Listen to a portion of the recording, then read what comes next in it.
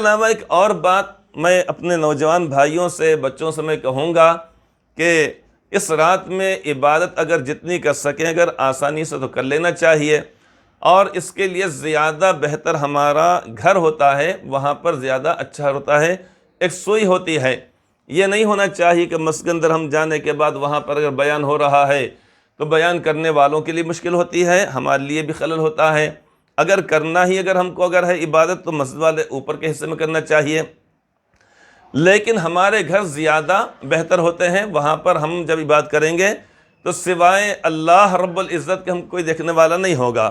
انسان باہر خشوع و خضوع سے نماز پڑھ سکتا ہے، لیکن گھر میں بیوی بچے، بھائی بہن، ماں باپ اگر دیکھ رہے ہیں تو ان کو کوئی بتلانے کے لیے کوئی عمل نہیں کرتا۔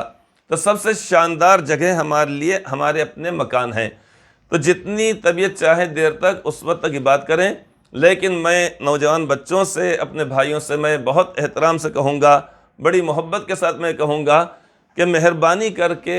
یعنی اغیار کو، غیر ہمارے بھائیوں کو، دوسرے بھائیوں کو ہمارے یا وطنی بھائیوں کو ہم کوئی غلط تاثر نہ دیں، یا اسی طریقے سے پولیس وغیرہ کے لیے بھی ہم الجھن کا باعث نہ بنیں۔ ہوتا یہ ہے کہ بعض مرتبہ دیکھنے میں آتا ہے کہ نوجوان بچے سڑکوں پر گاڑیاں دوڑاتے ہیں، موٹر سائیکلیں بھگاتے ہیں، ادھر سے ادھر جا رہے، ادھر سے ادھر جا رہے۔ یہ در حقیقت گویا کہ ہم خود اپنے اس شب براءت کا، مقدس رات کا ہم مذاق اڑا رہے ہیں، یہ اچھی بات نہیں۔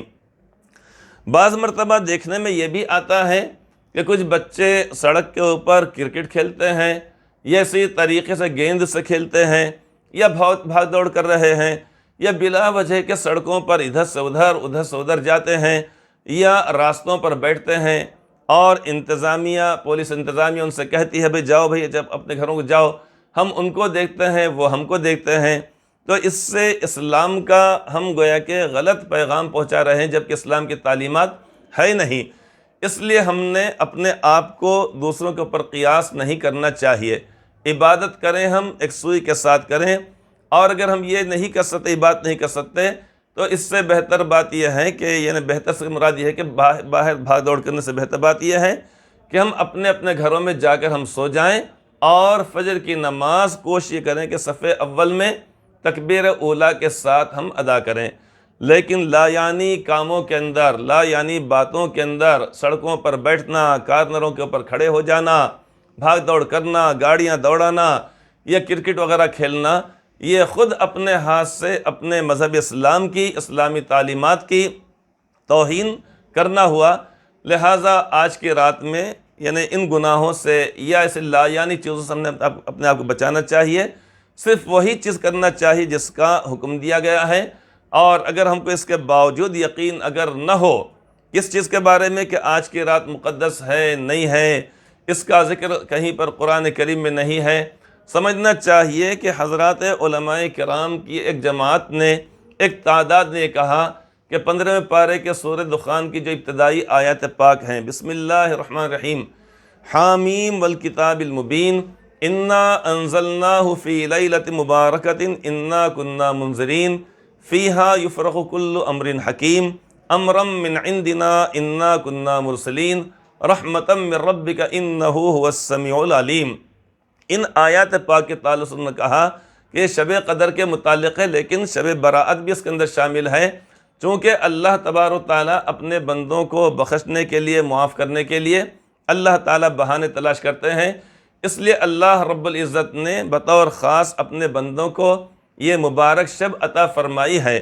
اس لیے اگر ہم کو اگر اس بات پہ یقین نہیں تو کبھی ہم نے یہ بھی نہیں کہنا چاہیے کہ یہ حدیث پاک ضعیف ہے، یہ حدیث پاک کمزور ہے، یہ حدیث پاک بخاری شریف میں نہیں ہے۔ یہ بری بات ہے۔ اگر ہمارا جی نہیں چاہ رہا ہے تو اس صورت میں ہم نے خاموشی اختیار کر لینا۔ اگر آخرت میں اگر اللہ تبارک و تعالیٰ ہم سے سوال فرما لے کہ میرے حبیب کا جب تمہارے پاس ارشاد پہنچا تو تم نے عمل کیوں نہیں کیا، اور تم اس بحث کے اندر کیوں الجھے رہے، تو اس صورت میں ہمارے پاس کیا جواب رہے گا؟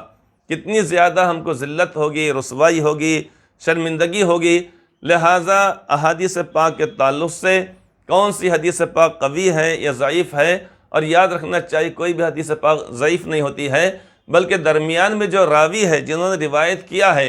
ان کے ضعف کی وجہ، ضعف کا مطلب جسمانی کمزوری نہیں، بلکہ جتنا جو ہمارے پاس سلسلہ آیا ہے تو محدثین نے جن کے بارے میں کہا کہ فلاں راوی ضعیف ہے تو اس بنا پر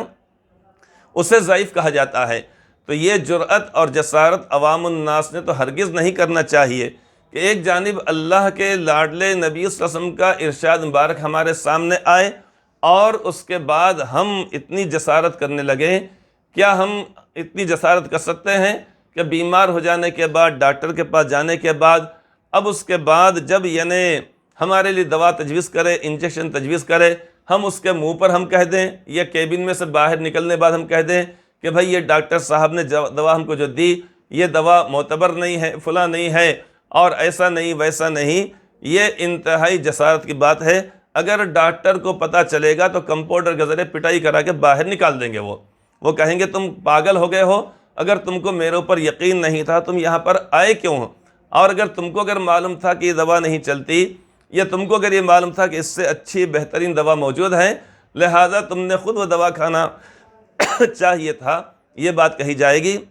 لہٰذا ایسا نہ ہو کہ ہم خود اپنی زبان کے ذریعے سے آخرت میں اپنے آپ کو پکڑا نہ دیں۔ اللہ تبارک و تعالیٰ سے ہم دعا کریں کہ اللہ تبارک و تعالیٰ ہم سب کو ایسی راتیں اور ایسی مبارک راتیں بار بار عطا فرمائے۔ اللہ کے پیارے نبی صلی اللہ علیہ وسلم تو رجب کے مہینے سے رمضان شریف کے مہینے کا انتظار فرمایا کرتے تھے کہ اللہم بارک لنا فی رجب و شعبان وبلغنا رمضان، کہ یا اللہ آپ ہمارے لیے رجب اور شعبان کے مہینے میں برکت عطا فرمائے اور ہم کو رمضان کا مہینہ عطا فرمائے۔ ایک جانب وہاں پر وہ شوق اور وہ رغبت اور وہ بے چینی سے انتظار، اور دوسری جانب ہم اپنی زبانوں سے ایسی بات کہہ کر اپنے آپ کو گناہ کے اندر مبتلا نہ کریں۔ لہٰذا ان بحثوں کے اندر عوام الناس نے بطور خاص ہرگز نہیں پڑھنا چاہیے۔